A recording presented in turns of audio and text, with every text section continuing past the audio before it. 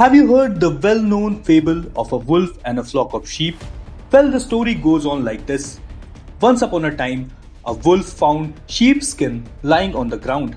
It thought it could blend in among the flock and the shepherd would never suspect. So the shrewd beast covered itself with the sheepskin and continued roaming free with the flock. However, much to its surprise, it was eventually caught by the shepherd.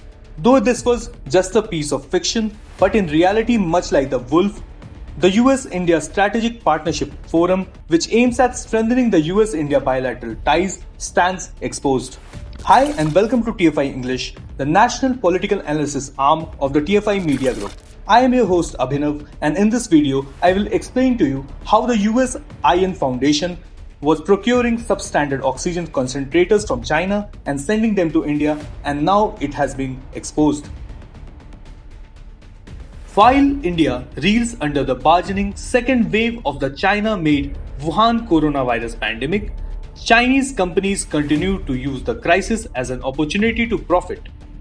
According to an India Today report, it has been exposed that the US-India Strategic Partnership Forum, also known as the USIN Foundation, has been procuring substandard oxygen concentrators from China and sending them to India as help.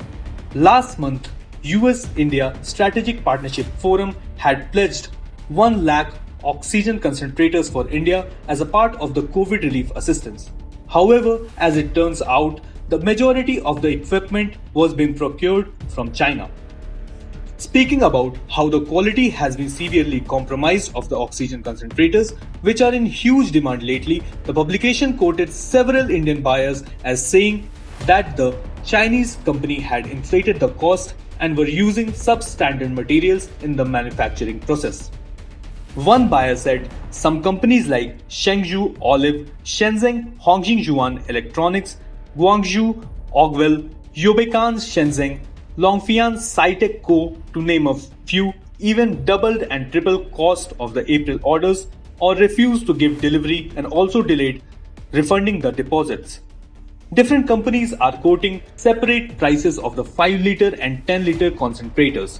While the rates vary, most show an increase in the cost in the past few weeks. Compressors that are being used in the latest orders are under capacity and not medical grade.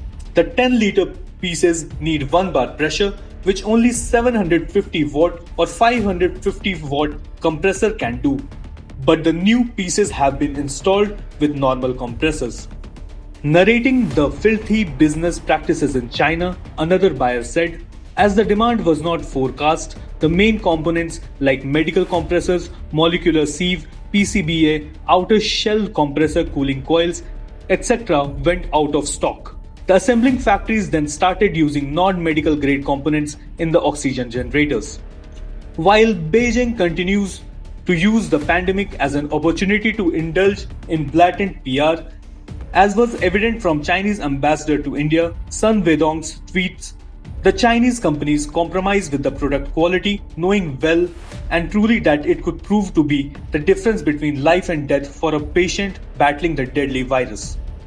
Wedong tweeted, Chinese company carry forward the spirit of humanitarianism, focus on saving lives, respond to wants and needs of the Indian people. That reveals their social responsibilities as well as the goodwill in helping India fight COVID-19. Thumbs up for what they have done. If China did indeed care for the humanitarian spirit, it would have capped the ceiling cost of the concentrators and stopped companies from cutting corners by using cheap material. Moreover, the US Forum, which has been ordering the concentrators from China, should have done its due diligence. In trying to help India, their noble yet ill-planned move could cost the lives of hundreds. Priyanka Chauhan, India's Consul General in Hong Kong, has raised the issue of price gouging, but no response has been received from the Politburo. South China Morning Post quoted Chauhan as saying, our expectation at this point is that the supply chain should remain open and product prices should remain stable. Even if there is a little bit of supply-demand pressure, there has to be some stability and predictability to product prices. As soon as the pandemic started having repercussions across other parts of the world, China started playing down its numbers and a massive cover-up operation was orchestrated.